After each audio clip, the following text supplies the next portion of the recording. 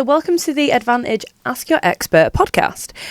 So what this will contain is 16 short 90-second videos in which we'll be asking the local expert what he thinks is best to do for you and your new vehicle. So hi, my name is Becky Sproul and I've been working at Advantage for the past 5 years now. I've been working in the dispute resolutions department, so every day we get a lot of queries through customers on lots of questions with the vehicle, what's going on and how they can prevent it. So we've brought in our local expert today, Glenn, and he is going to be talking us through how we can prevent these issues and how to look after your vehicle. So Glenn, why don't you tell us a little bit about yourself and what you're doing and what you think we can help with today? Okay, thanks Becky. I've been in the motor trade for a lot since I was an egg. So I've done pretty much every job in the motor trade. Yeah. I've been a service manager for a while.